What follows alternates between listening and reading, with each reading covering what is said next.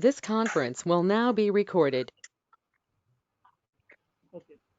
Good morning to all of you. Good morning, Mastani madam, and good morning, my dear students. Today we are going to be having the second session, that is uh, the in on the online revision class on VLSI design. So in the last session, we are covered so many topics. That is, what is integrated circuit, what is integrated circuits, and what is Moore's law, and how the transistor is going to be operates. That is the MOS transistor operation, in which modes you can operate, and different types of fabrication process steps. That is the processing steps in the fabrication: NMOS fabrication, PMOS fabrication, CMOS. In CMOS, we are having different configurations. That is like CMOS NWell, CMOS P-well, CMOS twin tub, and similarly SOI process. After that, we observe how to draw a CMOS circuit, and what is the importance of fast transistor, and how they are going to be used in our integrated circuit. So in the last session, we have not covered these topics, that is pseudo logic, how to draw the stick diagrams and layouts.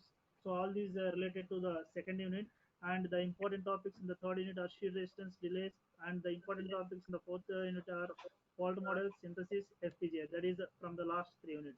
So we will complete all uh, the important topics within this session only. Okay. So now we will go for pseudo NMOS logic. Already we know how to draw the CMOS circuit. That is already we learned in the classes, and we are revised in the last session also. In this pseudo NMOS logic, we have to be having the NMOS transistor in pull down network, and PMOS transistor in the pull up network. So actually here in this slide, the gate terminal of PMOS transistor is connected to ground. It remains permanently in the on state. So how we are going to be bringing this particular PMOS transistor permanently to the on state? That is the gate terminal we have to be connected to the ground. So due to the ground, the zero input is coming to the PMOS gate, and it is to be on. So the main advantage is the area is to be less, and the operation is high high speed, the power dissipation is low. So only the disadvantage is it will be having some static power dissipation. So now you can observe the how the pseudo logic is to be held. So here we are representing the difference between CMOS gate and pseudo NMOS gate. So you will have the clear identification how we are to be having like this one. So in the pull down network, if you are having the three inputs, then automatically in the pull up network you have to take the same number of inputs. That is, here in the pull down network, you will take three NMOS transistor. Then in the pull up network, you have to take three PMOS transistor. If you are connected the NMOS transistors in series in pull down, then you should place PMOS transistor in parallel at pull up network. But in the case of pseudo NMOS logic, the three inputs you are taken in the pull down network. That is the logic that you are going to be implemented only the pull down network, and in the pull-up network, we will use only a PMOS transistor. So the PMOS transistor gate is connected to ground. Due to the ground, it is going to be having the PMOS will be always on. Okay. So then overall logic is going to be held, and simply we can say the pseudo NMOS gate will be requiring n number of logic gates plus one additional gate. So that is the number of components is automatically reduces, and the corresponding logic is going to be implemented with very low power dissipation. The main disadvantage is it will be having static low high static power dissipation. Okay. So rather than that, we can use the pseudo logic in most of the multi-stage circuits. Okay. So here we are having the pseudo NMOS NOR. So already we will say that the input 1, input 2, input 3. The three inputs are connected in parallel. Then we are getting the logic of A plus B plus C bar. It is already in the inverting logic. In the pull down network, we are taken three NMOS transistors in parallel, which will give the NOR logic. That is A plus B plus C whole bar. So they are going to be taken with only one single PMOS transistor. Okay. Now here it is a pseudo NMOS NAND, that is two NMOS transistors are in series, which will be give the product logic, and they are already connected in the inverting mode. So then the overall input that you are achieving is A, B whole bar. If it is for the CMOS, then you have to take the four transistors. Now, because of pseudo logic, it will be reduced to three transistors. So it is a simple pseudo NMOS inverter. Already we know that it is. So now the important topic is the stick diagram. How we have to draw the stick diagram. So in this session, you will learn mainly what is meant by stick diagram, how to understand and the capability and what are the limitations of stick diagram, and how to draw the stick diagram for the MOS circuits. If you know the MOS circuits stick diagram, then it will be very easy to draw the layout structures also. So the outcome you will be observing, you will draw a simple CMOS circuits or simple NMOS circuit, simple PMOS circuit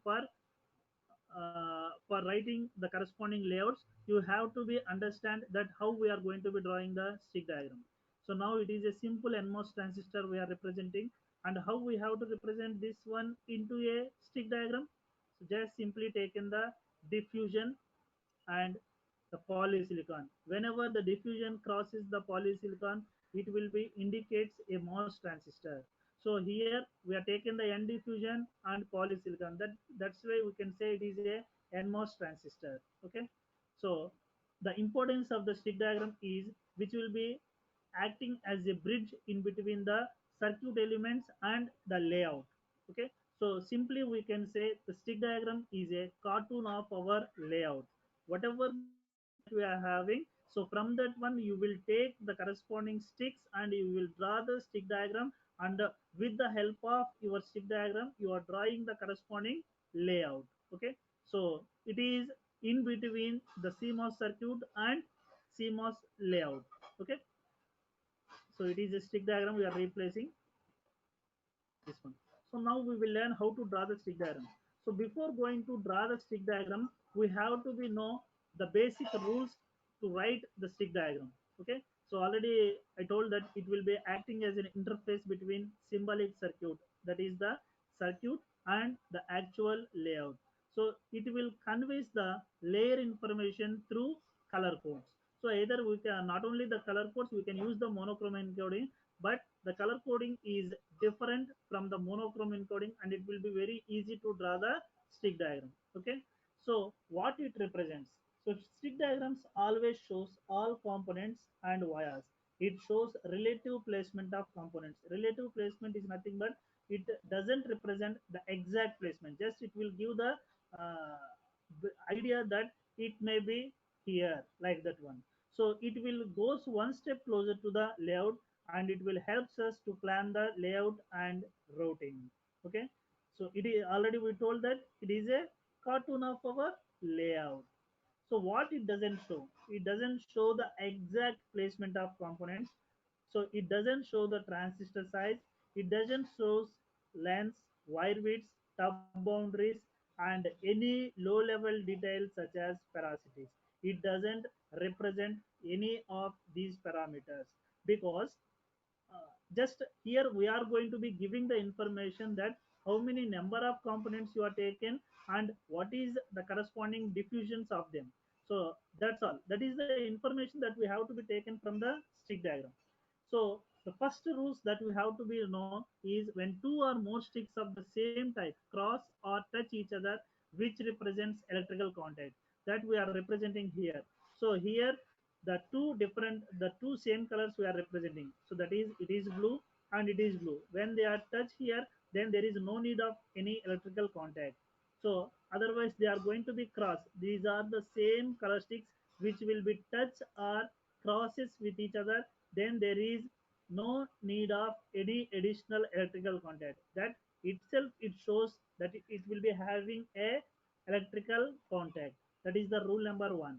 So here it is the rule number two. That is when two different sticks are connected or crosses each other, then explicitly you have to represent a contact.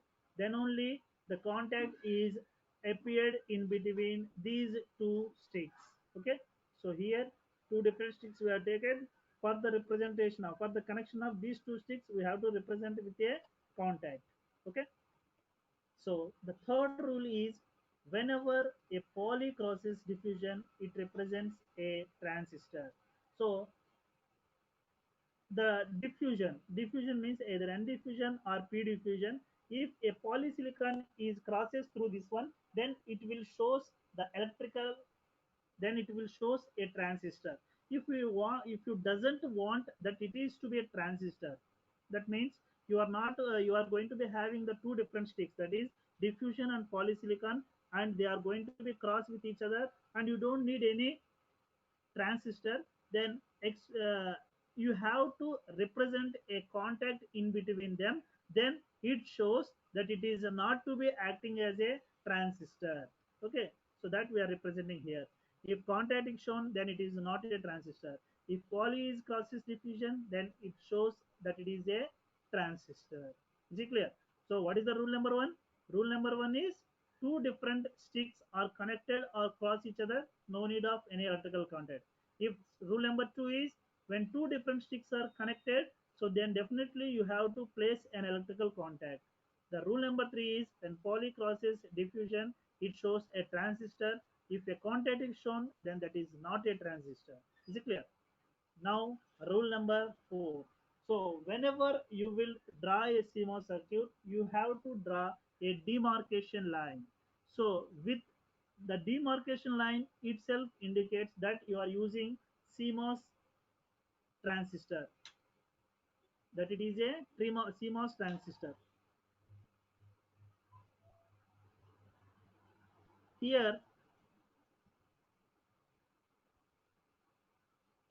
here the NMOS transistors are to be below the demarcation line, and PMOS transistors will be above the demarcation line. Okay, so whenever you will be having the demarcation line, definitely that it shows that it is a CMOS transistor. Remember that the NMOS transistors are always in the pull down network, that is below the demarcation line, and PMOS transistors will be above the demarcation line, that is pull up network. And you should remember that the diffusions of NMOS or diffusions of PMOS shouldn't cross that particular demarcation line, but the polysilicon can cross the demarcation line. Remember this point, it is very important to draw the stick diagram and to draw the layout. Okay, so these are several stick encodings: N diffusion with green color, polysilicon with red, metal with blue, implantation, that is with the yellow box, contact cut, black color, buried contact with brown color. Okay, now we will saw now we will see how the NMOS transistor will be. So N diffusion green stick crosses with poly, which shows an NMOS transistor, and we will say the dimensions as L by W. So L is the length of polysilicon and W is the width of the diffusion. S source, gate, drain. Next, in terms of layout, if you are drawing this one, green box with red box, they are crossing with each other, L by W, and it is a NMOS enhancement transistor. So now NMOS depletion transistor.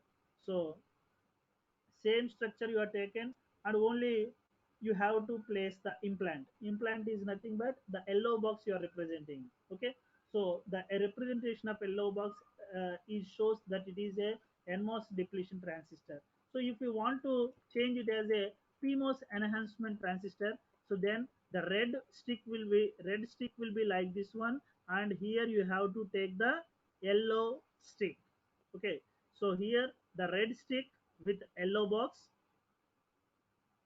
red stick, yellow box with implantation, red box, yellow box, and yellow implant. Okay, that is for PMOS depletion. Here in the NMOS depletion, the green stick we are taken, green box we are taken. In the case of PMOS depletion, the green is replaced with yellow stick, and in the case of layout, the green box is replaced with yellow. Okay, that is the difference between NMOS enhancement and PMOS enhancement, NMOS depletion and PMOS depletion. Okay. Now we will see how to draw a stick diagram. So before that, already we are indicating this one. So whenever you are using the stick diagram, you are simply taking the color sticks. But when you go for the layout, you have to take the boxes and you should place the symbolic notations. Okay. So for the end diffusion, you are taking the for end diffusion, you are taking the inclined lines. The spacing in between the lines is very less. If it is for P diffusion, the spacing in between these lines will be very high. So see how the polysilicon is to be here, and metal one we are indicating like this one. Contact cut we are indicating with a black box. Okay. So NMOS yellow we are representing this one. Buried contact we will be representing with a brown, and in the layout we are indicating with a brown box with cross. Okay. Now we will see how the stick diagrams for NMOS logic circuit. So it is a simple NMOS inverter that already in the last session we are discussing the operation. So just simply we will recall this. When Vin is equal to 0, what will happen to this NMOS transistor? It will be off. So due to ion implantation, so this particular depletion mode is always on. So from the VDD, the power will be coming here. Due to the implantation, it is on, and here coming to this side, and already the Vin is going to be off. So then the VDD is taking a path like this one and will be taken V out is equal to 1. V out is equal to almost equal to VDD. So that is for Vin is equal to 0, V out is equal to 1. When Vin is equal to 1, this particular NMOS transistor will be on, and the path will be like this one, and it is all. So then it will go to the ground path. So then it is the path that will be happen in between the power rails from VDD2 to ground. When Vin is equal to 1, then the V out is equal to 0. Okay, that is the simple NMOS operation. And now we will now we will see how the stick diagram is to be drawn. So here for the first we have to take the power rails VDD ground with the blue sticks and place the corresponding MOS transistors, that is NMOS enhancement transistor, NMOS depletion mode transistor. So already we know the symbols. So next we should connect the diffusion. We should connect the diffusion to the VDD and connect the diffusion to the ground. Provide an electrical contact with the black. Connect those two diffusions, and here from the polysilicon of our NMOS depletion mode transistor, NMOS depletion mode transistor, we are placing a particular polysilicon onto the diffusion of your NMOS. So then automatically here it is forming a transistor. Already we are indicating that the diffusion crosses the polysilicon. So then it is to be forming a transistor, but we doesn't need any transistor here. Then we have to show an electrical contact. Okay. So now we out. Simply we will observe the NMOS inverter and NMOS stick diagram. Here it is NMOS NAND. We are placing two NMOS transistors in series and placing one depletion mode transistor at the pull-up network. Taking two sticks, placement of the components, connect the diffusion onto VDD, connect the providing the contact, connect the diffusions onto the ground, provide the contact, connect the two diffusions of A and B, connect the NMOS diffusion, NMOS enhancement diffusion with NMOS depletion diffusion, extend the polysilicon onto the diffusion, provide the barrier contact, ABR inputs, V out. Okay. So if you are going to be replacing A, B, C bar, then what is the step that you have to add? That just you have to place another stick here. That is A, B, and C. Then automatically it is to be A, B, C bar. Is it clear? So now we will have the same structure. Already we are indicating this one. We are representing. Okay. Good. Good. Good. We are connecting. Connecting. Buried contact A, B, C, V out. It is a simple three input NMOS NAND. Okay, so two input NMOS NOR means the two NMOS transistors are connected in parallel, and as per the circuit you have to place the components, connect onto the VDD and ground, provide the connections, connect the diffusions. Already I told to you that the NMOS diffusion and PMOS diffusion, if you are taken in the CMOS, they both will not with each other. But it is a simple NMOS logic. That's why we are connecting the overall diffusions of NMOS enhancement and NMOS depletions. Okay. So now it is A, B inputs. It is NMOS NOR. So now we will see PMOS inverter how it is to be. It is a simple PMOS inverter. That is the logic that we are taken in the pull-up network V in, and the depletion we are taken at the V outside. Okay. So simple power rails we are taken VDD ground, place the PMOS enhancement, PMOS depletion, connect those two with an electrical contact. Either this particular contact what you are taken may be taken here or here, no problem that is. So next we will show the contact here, connect the both one. So actually here it is representing the green. Just wait a second.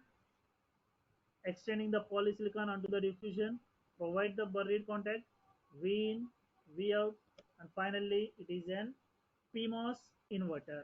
Okay, simple PMOS inverter. If you want to place a PMOS NAND logic, then what is the step that you have to do? Just place a PMOS transistor in parallel to this particular one. So that we will be having in the next one. Just observe here.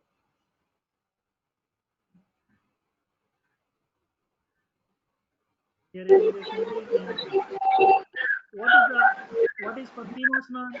We have to place these two PMOS transistors. We have to place in series with each other. Then automatically it will be forming PMOS NOR that we are representing here. So always remember that whatever the logic that you are taken in the NMOS, exact opposite logic you are taken. Here the logic means if you are placing the NMOS transistors in series, then PMOS will be in parallel. If you are taking the NMOS in parallel, then PMOS will be in series. Okay, it is a simple PMOS. Okay, just observe how I am doing. Very good. We have something like F is equal to A into B plus C whole bar. So it is a simple expression. So not only for NMOS inverter, NMOS NAND, NMOS or PMOS, whatever the logic.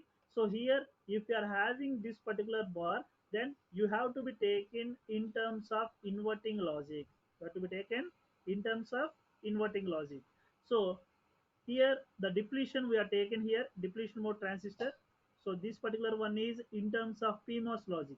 Okay, so depletion mode transistor we are taken for A and B product. So for achieving the product logic in the PMOS transistor, we are taken these particular two transistors in parallel with each other. So when they are in parallel, the logic will be AB. When we are placing a CMOS transistor in series, then it will forming an OR logic. So it is the A into B plus C. Okay. So if I want A into B plus C only, then after connecting this one, F, you are getting the expression as A into B plus C whole bar. Then you have to place an separate inverter here. Then you will get A into B plus C. Okay.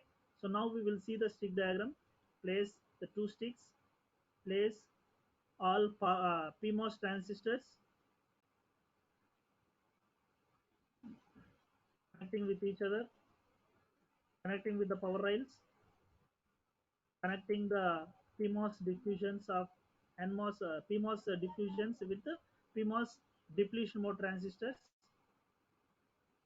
represent the buried contact A, B, C, V out, and finally it is the figure that we are achieving.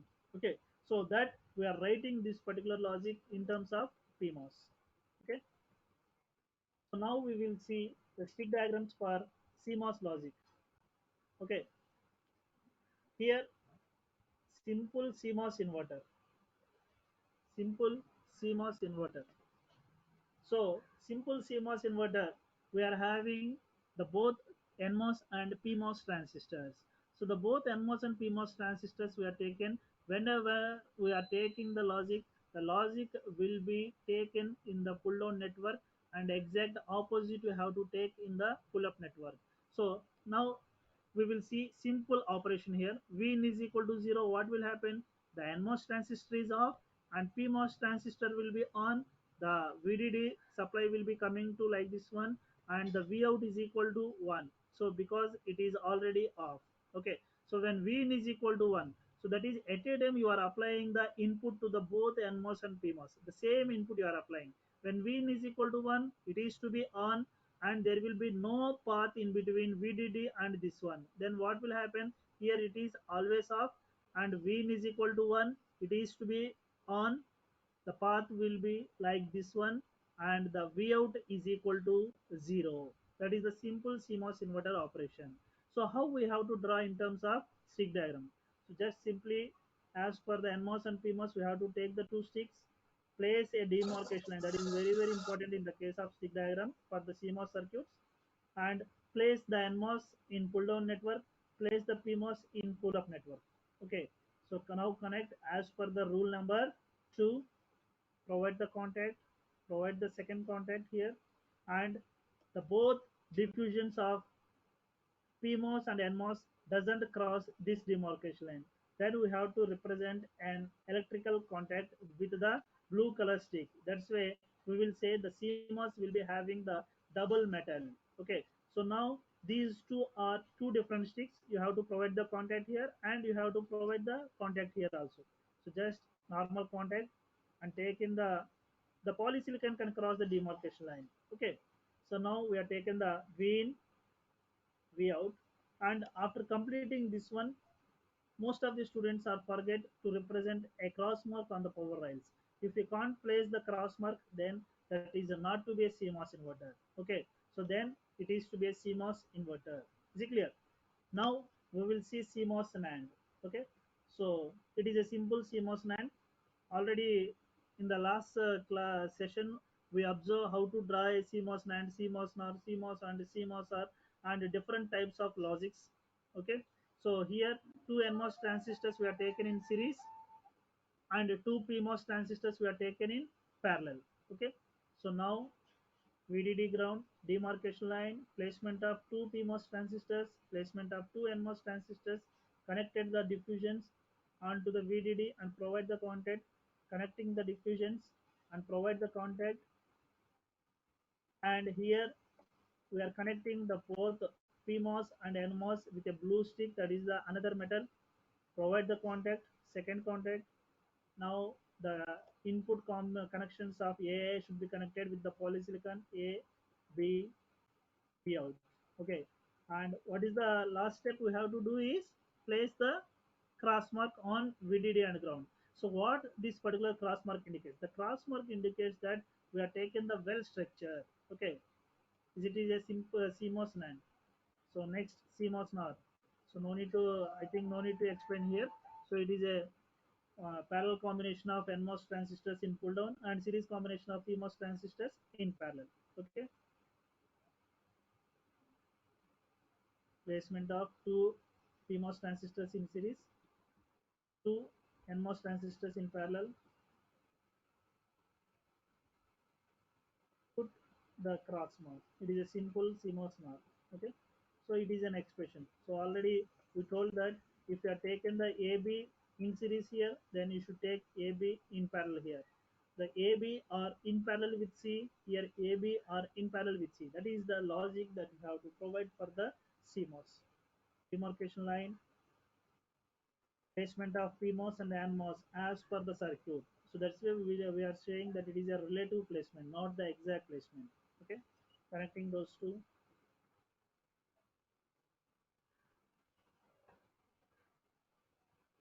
Now you have to observe this one is, if you are going to be connecting this one here, so then automatically it will be forming a transistor, but we don't need any transistor here. Let's say we are taken with the help of another glue stick. Okay, so now we have to provide the contact here. So then A, B, and C. Okay, so now we will see the design rules for wires. So whatever the rules that we are taken for the CMOS or NMOS or PMOS, we are to be taken the lambda based design rules. So what is the lambda based design rules? So the lambda is a technology parameter. Okay, so it will give the feature size independence way of setting out mask dimensions to scale. Okay, so now how we are going to be indicating the lambda value? It is the half of the technology size. If the technology size is the minimum channel length on which the layout designer works.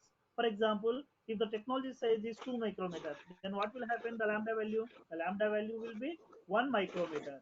If the technology size is 10 micrometers, then the lambda value is 5 micrometer. So remember that the lambda value is always half in technology size. Okay, yeah, actually in 2005 the technology size was 130 nanometers. In 2009 it was decreased to 22 nanometers. Now of course we are doing the efforts on deep submicron technologies. Okay, so before than that we have to be know how the rules are to be taken. So generally we have to be considering the lambda based design rules, and for this lambda based design rules, the end diffusion, the minimum width should be 2 lambda, and between two NMOS width will be 3 lambda. That is the diffusion rules. Either it is to be a p diffusion 2 lambda, in between two p diffusions, that is the separation will be 3 lambda. Okay, next polysilicon rules. So the polysilicon dimension will be 2 lambda. Two polysilicons will be separated with 2 lambda if the polysilicon and diffusion will be separated with 1 lambda, and we know the diffusion width will be 2 lambda. So metal one rule, that is the width will be 3 lambda, separation between two metals is 3 lambda. That is whatever the 2 lambda, 3 lambda, 1 lambda, we are representing the minimum separation or the minimum width. So above than that, if you are having, then there is no problem. So the minimum width or minimum separation you have to maintain is either 2 lambdas or 3 lambdas as per this slide. Okay, so now the transistor design rule is very very important. So in the stick diagram, simply we will say the diffusion is crosses with polysilicon, then that is to be a forming a transistor. But here how much it has to be crossed, that is minimum of 2 lambda has to be crossed this side, and a minimum of 2 lambda should be crossed on the top side. Okay, then only it should be forming a transistor. Okay, remember that. But in the case of stick diagram, simply you are taken a diffusion and polysilicon, then we will say that it is a transistor. But in the case of layout, you have to give the exact dimensions. Okay, so it is a simple NMOS enhancement transistor. So now we are representing here 2 lambda by 2 lambda dimensions, 2 lambda by 2 lambda, and in the NMOS depletion mode, you have to be taken the implant, that is the width of 6 lambda by 6 lambda. So all of you observe here, it is 2 lambda, 2 lambda, 2 lambda. Similarly, 2 lambda, 2 lambda, 2 lambda. So overall the dimension will be 6 lambda by 6 lambda. So when you are taking this particular one in the case of connecting with the VDD, so then how we have to be taken this one? That is the minimum contact cut size will be 4 lambda by 4 lambda, and this particular contact what we are representing here with black, with the size of 2 lambda by 2 lambda. Remember that one. Okay, so from the contact cut with the minimum of 2 lambda, then only you have to place a depletion mode transistor. Okay, so implant for an NMOS depletion mode transistor to extend 2 lambda minimum beyond channel in all direction. Okay, so 2 lambda here, 2 lambda here, 2 lambda here. So then only we have to forming and depletion mode transistor. From the depletion mode transistor, so that is a implant, you have to maintain a minimum spacing of 2 lambda. Okay,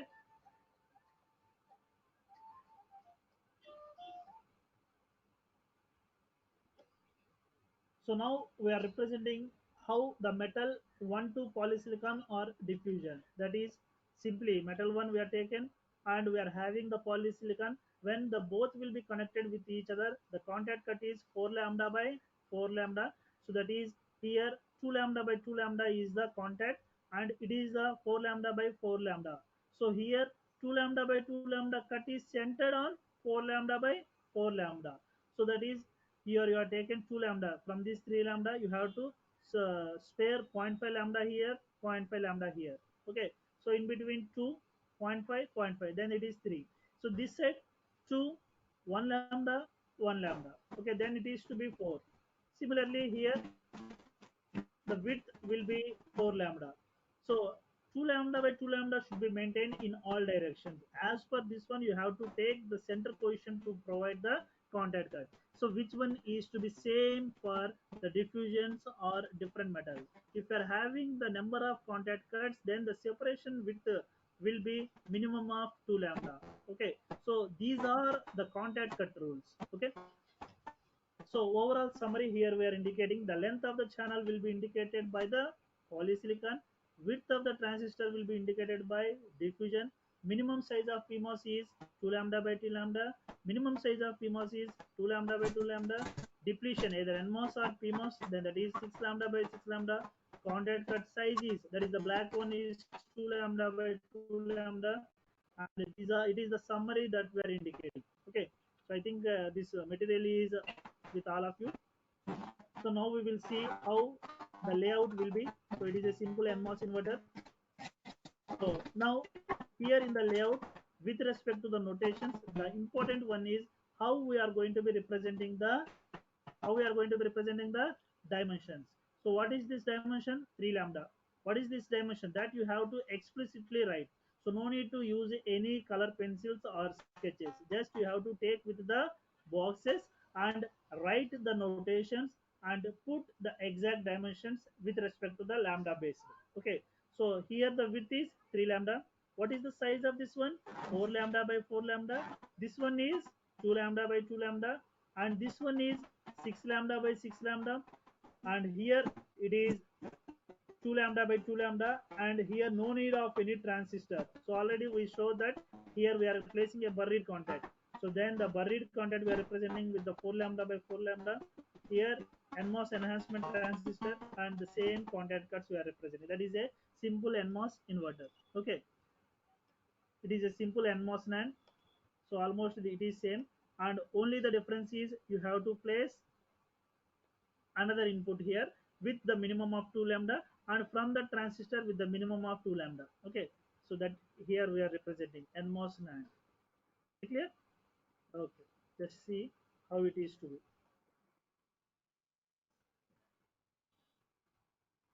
NMOS NOR.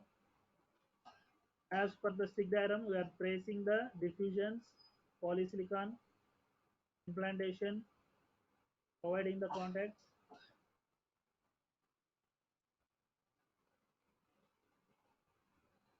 Now CMOS inverter. So CMOS inverter is either we have to be taken the N well, P well, or twin tap, whatever it is. So here first the contact cut is the most important one. So if you are taken the VDD here, then you have to take the NMOS contact cut here. Okay. So the width is 3 lambda, and you have to place 4 lambda by 4 lambda and 2 lambda by 2 lambda. And similarly for the ground, placing this one. So here we are having the pull up network, that is the PMOS. Then you have to place NMOS here, NMOS contact cut 4 lambda by 4 lambda and 2 lambda by 2 lambda. Here you will be having the NMOS transistor. That's why you are taking the P contact cuts. Okay, so P contact cut, and with the implant we are representing. So it is the VDD and ground representation. What we are having the cross mark in the stick diagram, we are replacing with this one. Is it clear? So now place the components with the dimensions of which already we have discussed in the previous slides. Provide the contact cuts. So here we are not connecting the N diffusion and P diffusion. We have to place another metal, and with that metal only we have to provide the contact. Okay. So the contact cut again 4 lambda by 4 lambda, with the in between center will be 2 lambda by 2 lambda. Is it clear? Okay. So same CMOS and only the placement of additional NMOS and PMOS transistors. It is CMOS now. Now we will see sheet resistance. So it is the important topic in the third unit.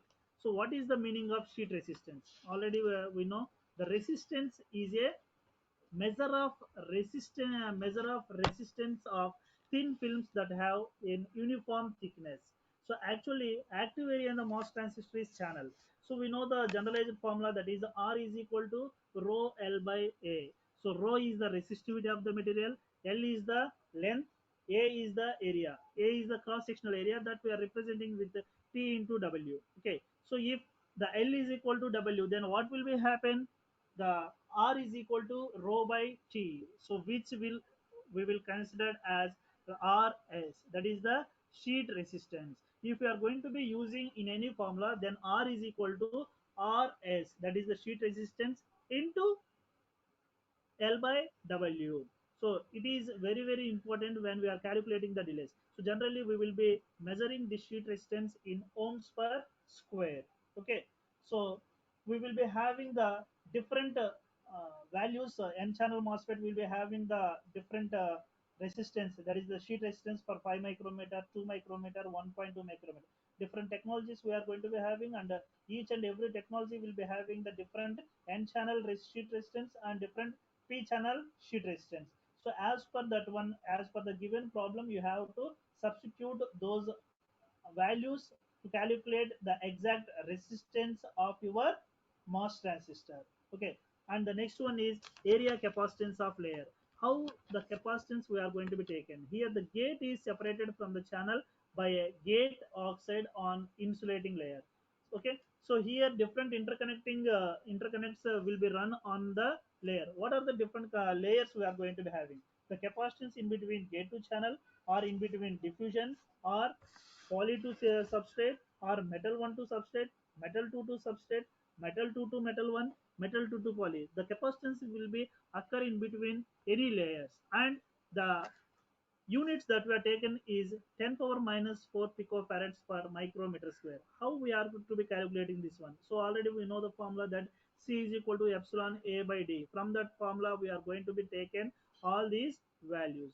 And the next important one is standard unit of capacitance, that we are representing in terms of square Cg. So the unit is defined by square Cg. So how we are going to be representing the gate to channel capacitance of MOS transistor, which having a minimum feature size, that is L is equal to W. So when L is equal to W, then the dimension will be considering as a square.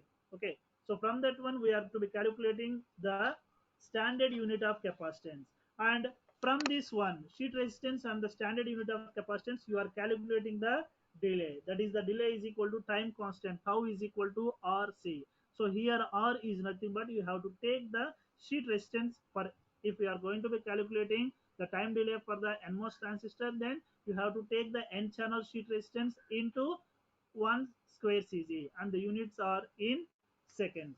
So remember this one, that in always the whenever you are calculating the delay, the rise time is not equal to fall time. So that's why we have to change the processing parameters which are going to be cascading to the next inverters. Okay, so always the rise time will be going to take in the maximum time. Okay, maximum delay will be occur, and the fall time will be very fastly happen. So due to this one, auto almost all in most of the circuits there will be a problem of clock skew. So to avoid the clock skew, we have to improve the speed of the rise time. So how we have to improve the rise time speed? Okay, so for this one, either we have to change the processing parameters of the PMOS transistor or NMOS transistors to avoid the clock skew, that is to bring the rise time is equal to fall time. Okay, so how, what is the changes that we have to be done? So if we are going to be taken in terms of CMOS inverter, if you are going to be taken in terms of CMOS inverter, then the increasing width of PMOS transistor is 2.5 times of width of NMOS inverter.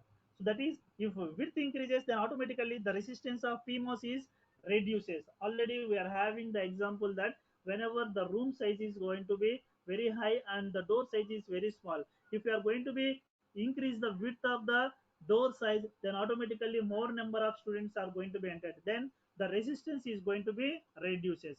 That's why we can equate the rise time and fall time, then it is going to be related to the CMOS analysis. Okay, so whenever you are going to be having the capacitive loads, the problem of driving comparatively large capacitive loads, so then the typical off-chip capacitance may be several order higher than the normal on-chip square CG. How much it is to be? For example, for the case of NMOS sheet resistance, that is 10 power 4 that were taken for the 5 micrometer technology, and the square CG is going to be very less as compared to the off-chip capacitance. Here we are indicating the CL is greater than or equal to 10 power 4 square CG. 10 power 4 square CG is nothing but the normal delay, how what we are mentioned in the previous one. So if you are not maintaining this one, then the longer delays will be occur whenever you are going to be driving the next circuits. Is it clear? Now, so till now we are completed the important topics in the till three first three units, and now we are entering into the fourth unit. So in the fourth unit we are to be having the testability. So what is the meaning of testability? So generally the testing process is very time consuming and it is a complex one. If you can provide the testing at lower cost and with effective possibility, then automatically we can increase the throughput. What is the meaning of throughput? That is the reduction of failure components, and the you can provide the components with the maximum working condition. Okay, so that we are indicating here. When faulty chips pass an improperly designed test, then the system may failure and the difficulty in system debugging. So the debugging cost increases by about tenfold from chip level to board level.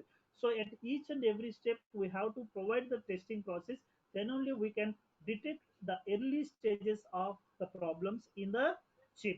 Okay, as the number of transistors integrated into a single chip, then the task of chip testing to ensure correct functionality becomes increasingly more difficult. Okay, so we have to provide the testing within a short span of time.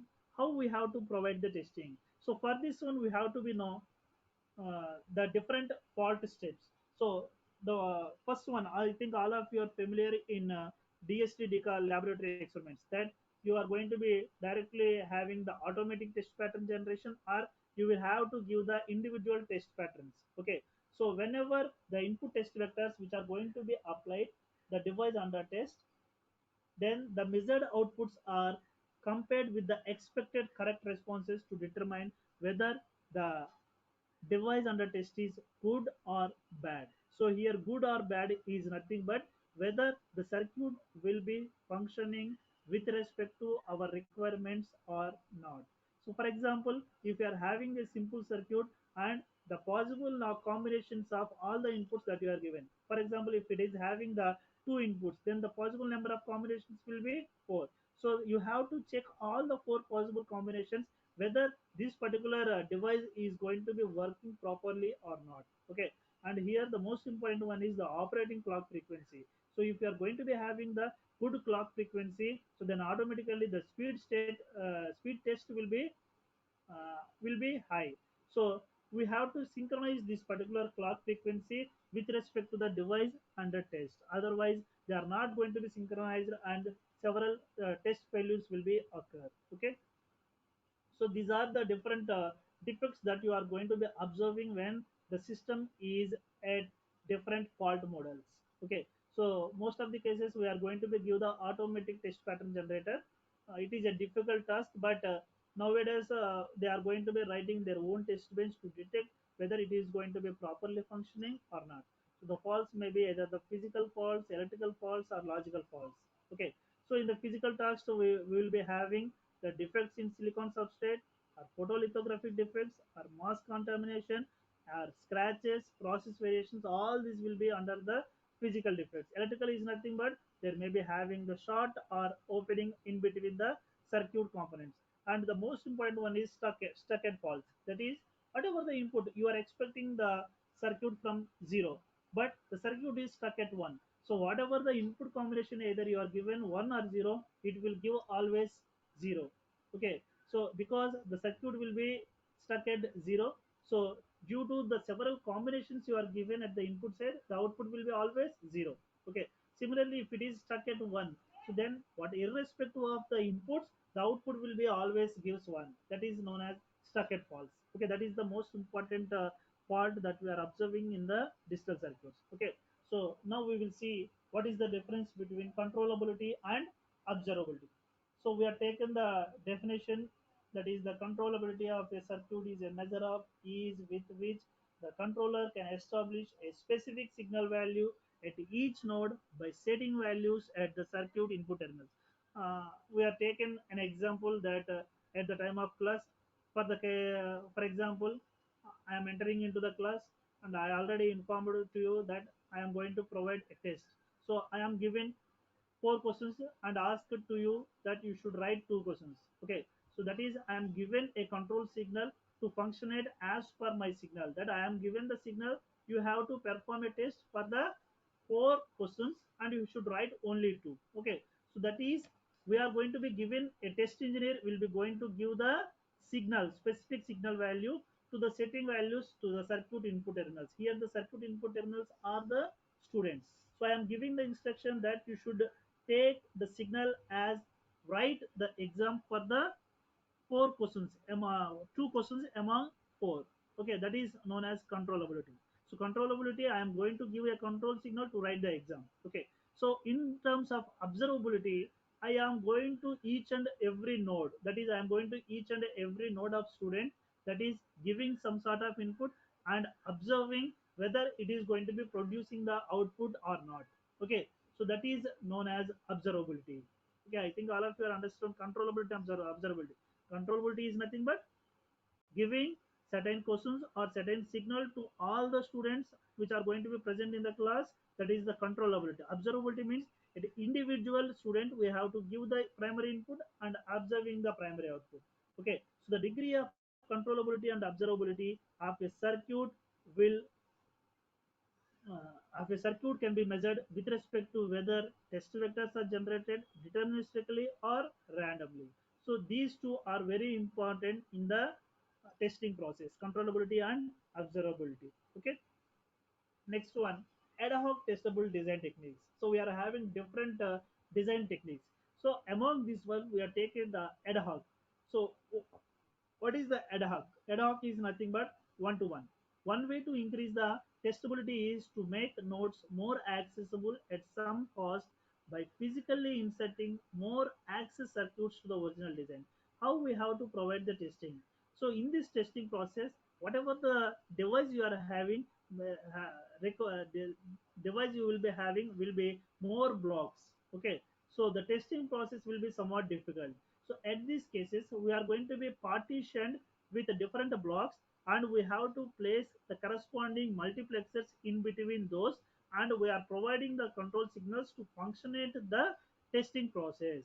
Okay, so that is the point that we are indicating here. The number of accessible nodes can be increased and the number of test patterns can be reduced. Number of nodes if you can increase, then automatically the few number of test patterns is going to be required. So that we are indicating here. So observe here, the overall circuit is divided into three sub circuits and in between we are placing two mux circuits. So just we are observing the sub circuit 1, sub circuit 2 output will be reaching to the mux 1 or not. That here the comparison will be done and only the output will be going to given the next stage.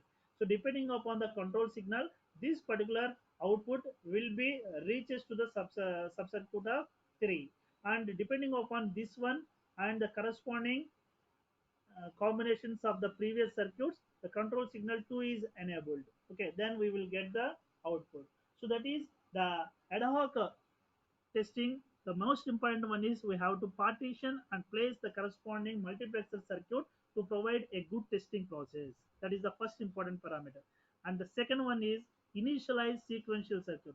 Whatever the sequential circuit you are going to be using, first whenever you are powered off that sequential circuit, randomly it will take the state will be either 0 or 1. So we don't know which state that it is going to be taken. That is the previous past state, whatever it will be having at its storage elements will be taken. Okay, so that's why we have to initialize the circuit. Otherwise, the functionator is not going to be give the appropriate values.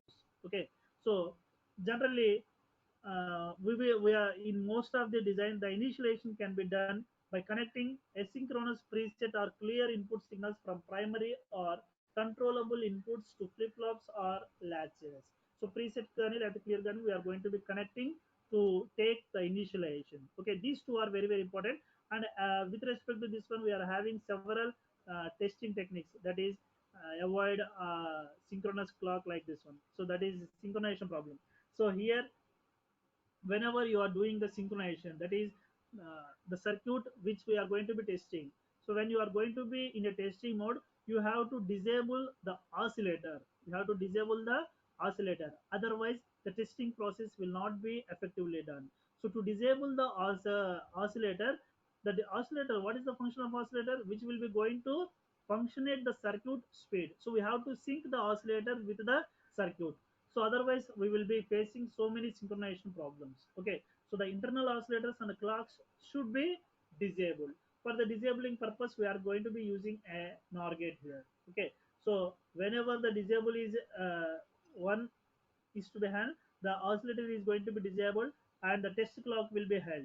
Okay, so when it is going to be enabled, the test clock is not going to be here, then the corresponding oscillator is synced with our circuit. Okay, so it is the important one. Okay, next one is scan based techniques. So scan based techniques is, so generally we are going to be having additional MOPs can be costly or not only for chip fabrication but also for packaging. So ad hoc we are going to be partitioning into several blocks and we are checking with respect to the multiplexers. But in the case of the scan based technique, we will having the additional IO pins. Okay, so with respect to these additional IO pins, we are going to be scanning of that particular circuit. It is an alternative to use scan registers with both shift and parallel load capabilities. Okay, so it is a structured approach to design sequential circuits for testability. The storage cells registers are used as observation points, control points. In some cases, we are going to be taken both the observation and control points. Okay, so let us have some figure. So it is a simple sequential circuit, the combinational one, and the feedback we are taken through a different flip flops. Okay, so different flip flops we are taken, and in which mode we are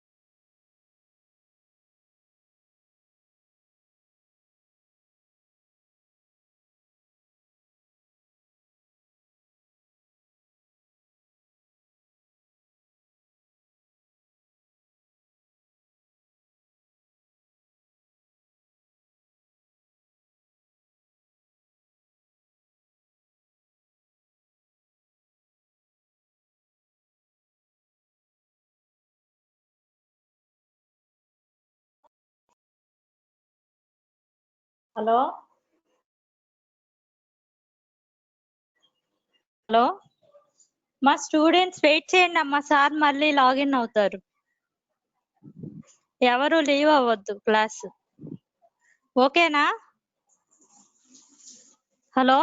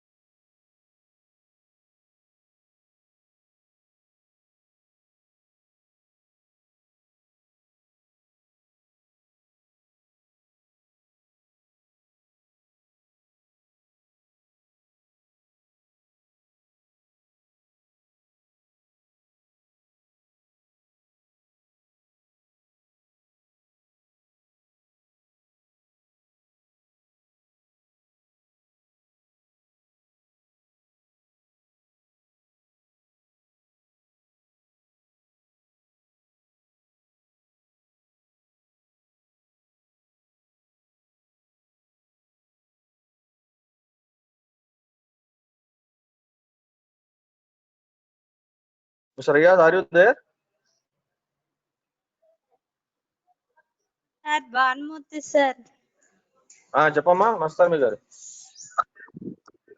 సార్కి మధ్యలో project panel ఏదో ఉందన్నారు sir. ఒక 5 minutes ఆగి మళ్ళీ join అవుతానని చెప్పారు sir.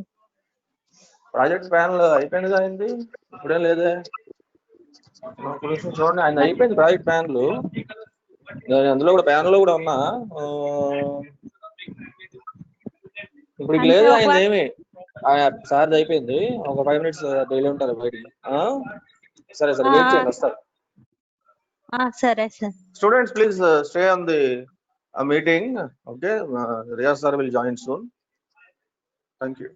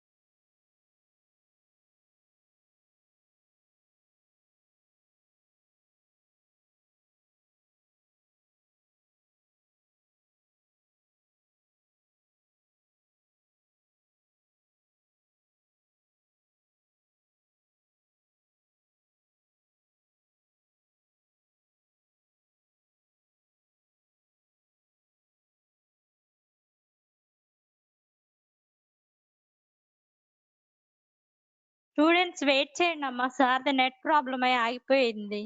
Join అవుతున్నారు.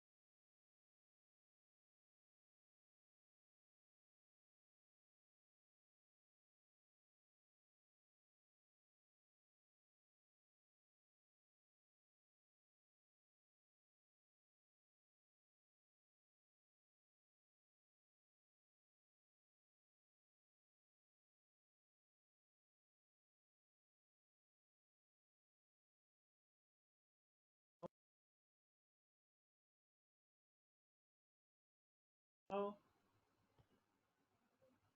Hello, madam. Sir voice Madam, okay it is clear. Sir, Okay, madam. Clear గా ఉంది. స్టార్ట్ చేయండి.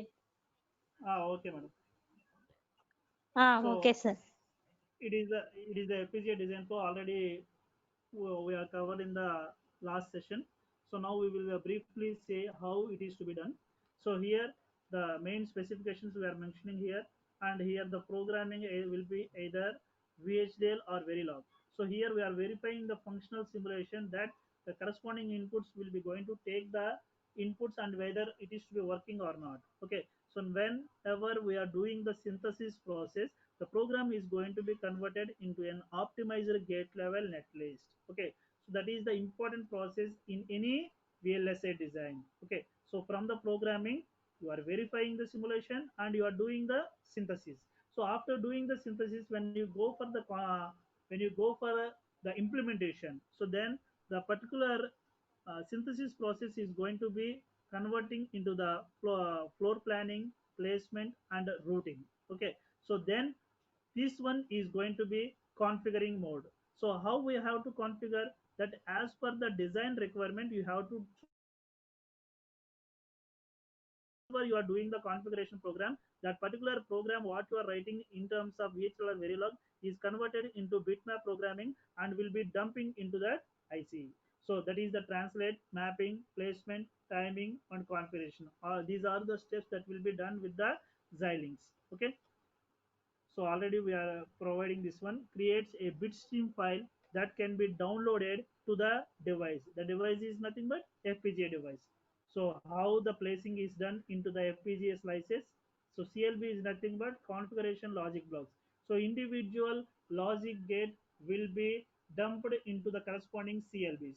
Okay, so programmable connections will be held, and once the bitmap programming file with a .bit extension will be loaded into the FPGA device, then it can be used for that particular application. The bit file can be downloaded directly to the FPGA and can be converted into a PROM file.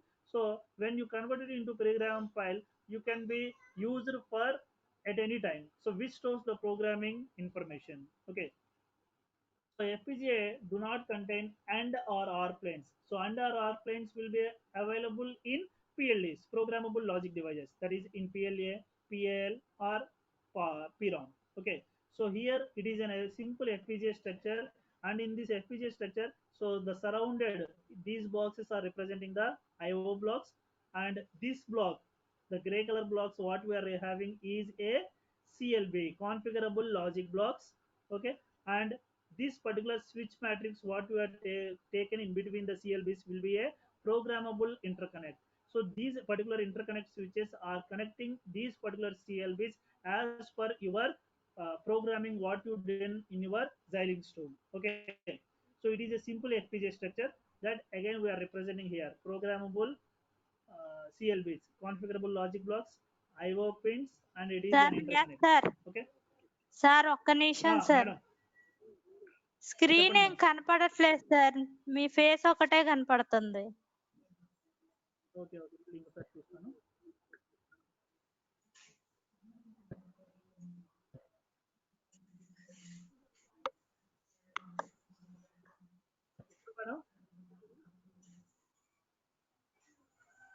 Madam, screen వచ్చింది. లేదు sir రాలేదు.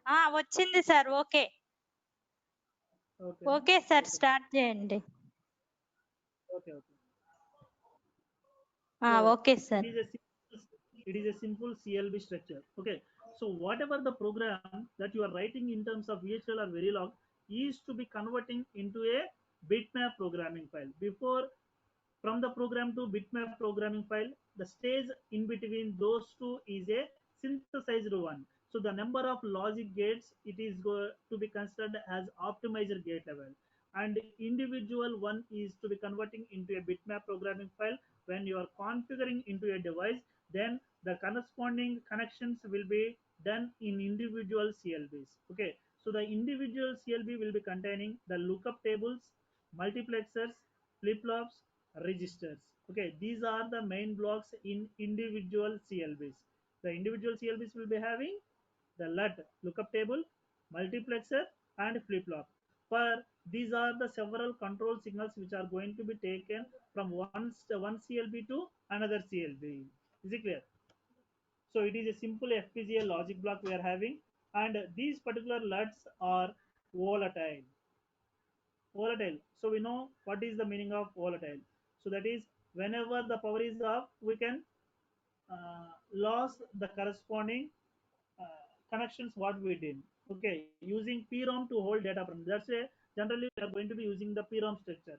What is the purpose of PROM structure? The bitmap programming file is stored in the PROM, and even though the power is off, we can take the corresponding data from the PROM.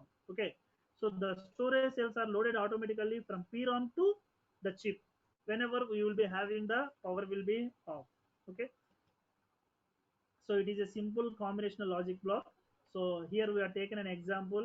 Depending upon the select line, either the A will be reaches to Z or B will be reaches to Z. So depending upon the select line, here one select line we are having. So one select line means you will be having the two combinations, that is either 0 or 1. So if it is 0, then the Z will be getting A. If it is 1, then the Z will be getting B. Okay, so as per this logic, that particular circuit will be stored in the CLBs. Okay, so here it is an configuring an FPGA. So in the FPGA structure, generally it supports JTAG. JTAG means Joint Text Action Group. It is a boundary scan technique which will be going to functionate the individual bitmap programming file which will be entering into an FPGA device. First, it will go through the data in. So whenever the data is going to be reaches to the individual CLBs, the when you will place a JTAG testing, the individual inputs are going to be verifying for a testing process. So these particular process will be done at a time. So and here the main disadvantage is the volatile memory. So to considering this volatile, we have to place a PROM structure. So either it maybe takes a fraction of seconds for the configuring. Okay, no problem for this one. And it is in the important one in the fifth unit, that is different FPGA families. So we are having low cost families and high performance families. So here the performance is in terms of speed. So already we mentioned that the FPGA is a slow device. Okay, so but it can be used for versatile applications. Okay, so here these are the different older families that we are having: XC3000, XC4000, XC5200. So these are different, that is the number of CLBs that will be available in those structures. Okay, so these are the different vendors that they are providing the FPGAs, that is Spatron XL, Spatron 2, Spatron 2E, Spatron 3, Spartan 3E, Spartan 3L. So that is the number of devices are going to be increases. That is only the difference. Okay, so in the high performance, how good we are going to be increasing the speed as compared to the low cost Spartan kits. Okay, so these are the different families, and all those will be having the same FPGA structure, and the FPGA structure will be having the individual LUTs, MUTs, and flip-flops. They are almost all available, and the number of components count and the speed is only the different parameter from low one device to another device. Okay, so here we have to be do the synthesis process. What is the meaning of synthesis? Synthesis is nothing but the conversion of your programming into a optimized gate level netlist. So whenever you are doing the synthesis, always it will reduce the area. It will reduce the area. It will reduce the several redundant components. It will reduce the several redundant register components, and it will always minimize the power. It will always maximize the performance, and it can use for different weights. Different weights is nothing but you can use for different combinations for different modules also. Okay, so the most important for the synthesis is it will be taken to us for a simple layout structure with minimum physical size, with minimum delays, with minimum placement, and with simple routing process. Okay, so that is the importance of synthesis. And these are the several constraints on synthesis. Whenever you are doing the synthesis process, the minimum clock speed requirement will be required, minimum latency and minimum throughput. So these are the performance requirements for the synthesis. Okay, so it is a Y chart. It will be given by the gas key. So behavioral, structural, and physical. We will simply say as Y chart. So whenever you are doing from structural to physical, then we will say that it is a layout synthesis. Okay, if we do from boolean to gate level, that is the behavioral to structural level, then we will say that it is a logic synthesis. The previous one, structural to physical, is nothing but layout. Behavioral to structural is logic synthesis. And from algorithm to structural, then that is to be a high level synthesis. Algorithm is nothing but finite state machines to RTL structure. If we did, then that is to be a high level synthesis. Depending upon the requirement, you have to be having the different synthesis, either the layout synthesis or logic synthesis or high level synthesis. Okay, and it is coming to the last unit, that is the introduction to low power VLSI design. So already we mentioned that several processes are going to be taken in the VLSI, that is depending upon the technology size. Okay, so now we are observing the deep submicron technology. So here from lambda based technology to micron technology, submicron or deep submicron or ultra deep submicron, is the main difference is we are going to be having the technology size. So what is the technology size? Already we are indicating the technology size is nothing but the channel. Okay, so what is the channel that we are taken, and what is the processing that we are to be considering? So the lambda is the half of the technology size. The technology size is the minimum channel length. What is the channel length that you are taken in the MOS transistor in between source and drain? That is known as technology. Okay, so the technology is either 1 micrometer technology or zero point 0.8 or zero point 0.6, 0.5. These are under the submicron technology. In the deep submicron, you are going to be having the reduction in the channel length, that is 0.35, 0.25, 0.18, 0.18, 0.13. So that is the channel length is going to be reduces. So in the ultra submicron, deep submicron, 90 nanometers, 65 nanometers, 40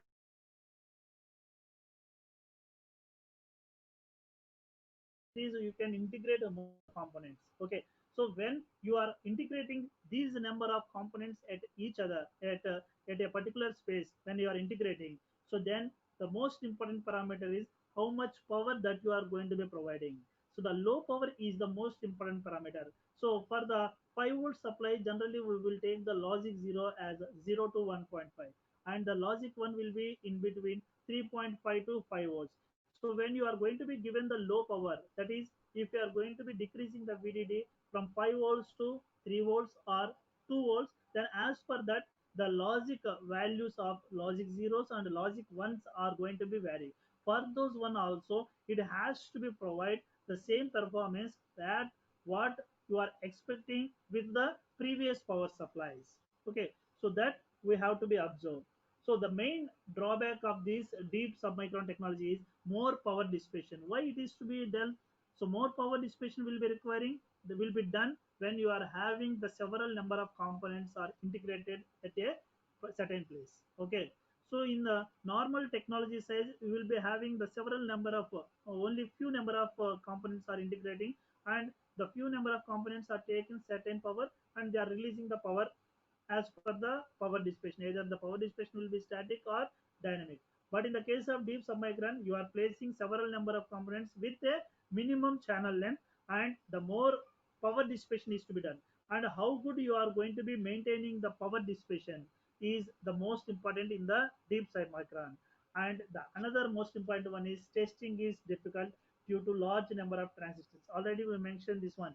So due to large number of transistors, the more power will be dissipated. We have to show a path for the power dissipation. Otherwise, the reliability is going to be the major issue. That is, the reliability of circuit is decreases. So reliability is nothing but if we are going to be having a particular device, when I'm giving 0, it has to give the output as 1. When I'm giving the 1, it has to give the output as 0. So when the reliability is to be held for a several years or several months, so for the 0 it has to give the 1. Otherwise, if it doesn't give the 1, and it is going to be 0. So depending upon the circumstances, if the value is going to be changes, then whatever the technology that we are adopting is not to be up to the mark.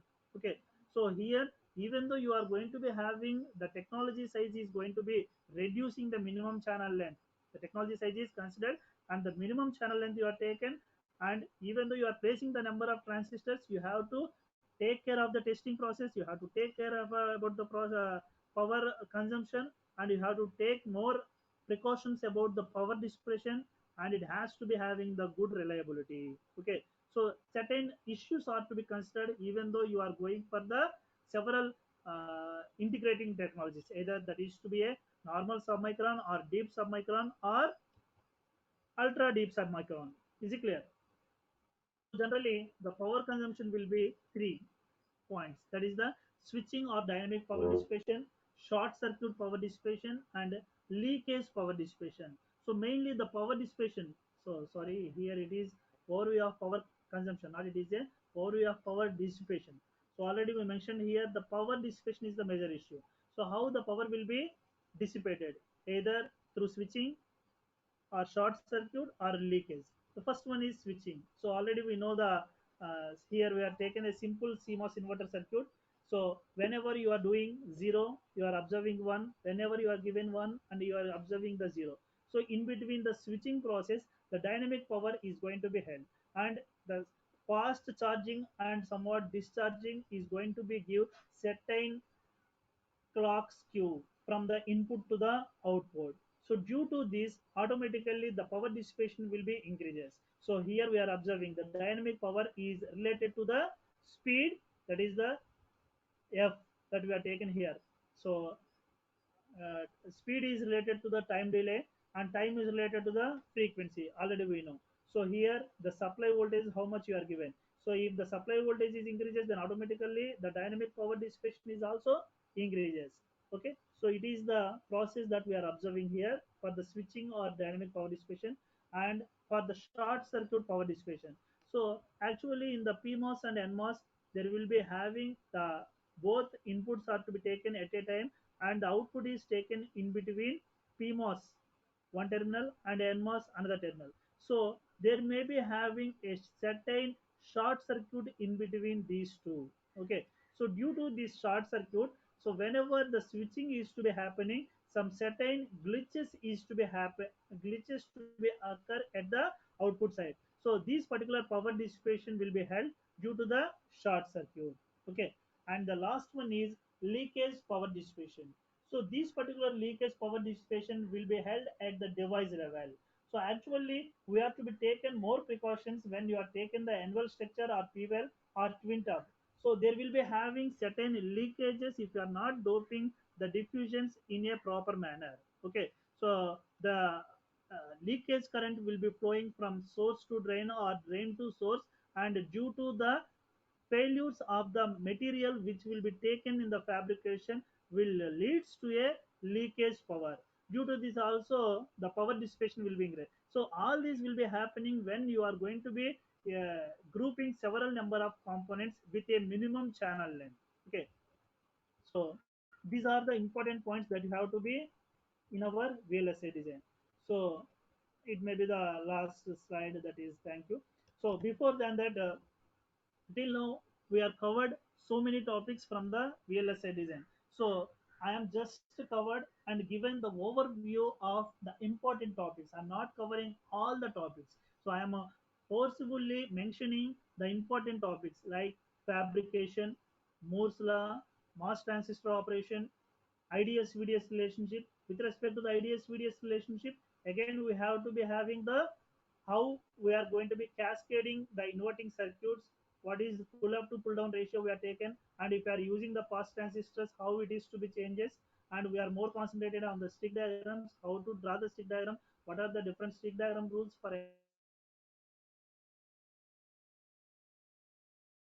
NMOS, PMOS, and CMOS, and what are the different sheet resistances for NMOS technology and PMOS technology with the 5 micrometer, 2 micrometer, 1.2 micrometer, and next one area capacitance, standard unit of gate capacitance, delay circuits, inverter delays, NMOS inverter delay, how much it is to be for CMOS inverter analysis, that is 5 stages, that is when it is to be saturated, when it is to be non-saturated, and these are the important points in the third unit. And the fourth unit we will be having the EST production, and we are skipping the EST production, and we are observing the important of design for testability, observability,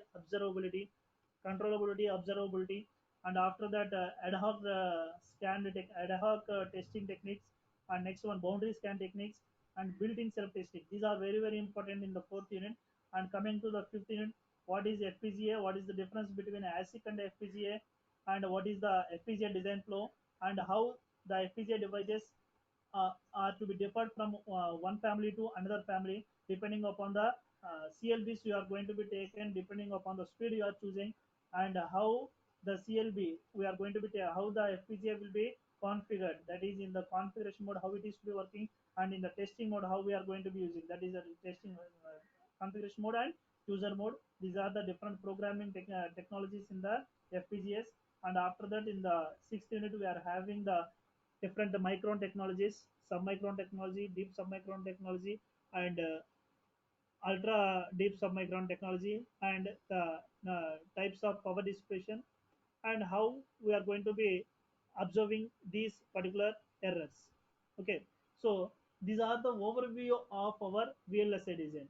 So in the examination point of view, you have to at least go thoroughly for 1, 2, 3, 4, 5 units. At least 5 units you should be uh, commanding, and then only it will be very easy to understand this one. And in continue to this one, you will be having the another subject in the fourth one, that is system design through Verilog. If you can understand these basic concepts, and you will be having the recollection of STLD and DECA, then the next coming semester you will be having the Verilog subject, and the Verilog language you are going to be learn. It will be very easy to understand, and you can write any type of programming in future. Okay, and even though exams will be happening or not happening, all of you go through these topics, and these are very very important topics in VLSI design. And if you go for the MTech also, these topics are going to be following to you. Okay, so if any topics that you are requiring some additional discussions, you can share with me. And my mobile number is already with you, 9700667247. So I am sharing here 9700667247. So it is my mobile number. At any time you can contact me for any doubts in this subject, or you can mail me if you require any assistance regarding this one. Okay, I am sharing my mobile number and my mail ID. Just go through this one. If you require any additional topics, or the topics which I am not covering in this session, it is a very short session, and we are not covering all the points. Just we are covering only important points. If you have any doubts, and if you require any assistance, if you require any material, please feel free to contact me through that mobile number or through that mail. Okay, so madam, hello. Sir ఏంటి అందరూ వెళ్ళిపోయారా? Sir అయిపోయిందా sir? నేను ఏం చేశాను ఇప్పుడే లోపలికి వెళ్తే పిల్లలు ఎవరు కనబడట్లేదు. Okay okay okay, now I am visible. So if anyone having any doubts or any additional topics that you require, please feel free to ask anyone.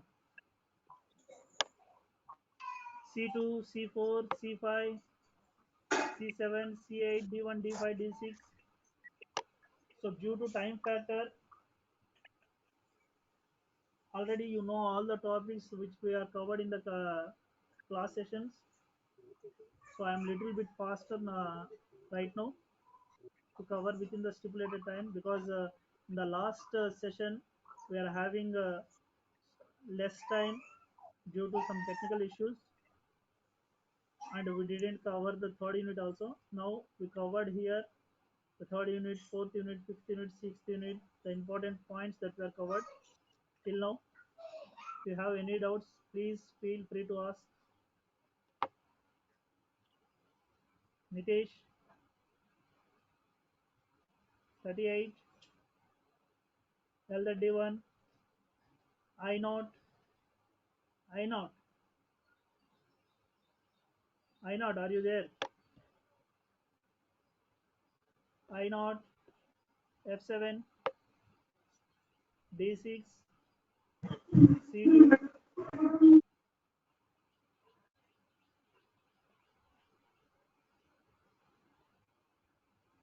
So I think no one is ready to talk with me.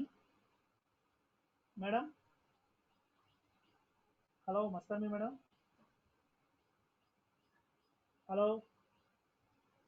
Hello, Mastami madam? Hello? Hello, Mastami madam? Hello? Sir Madam, sir can I end చెప్పండి this sir. session? Can I end this session? No one is ready to ask any okay questions. Sir అండి. అదే ఎవరు అడగట్లేదు, అందరూ on చేసి పక్కకు వెళ్ళిపోయినట్టున్నారు.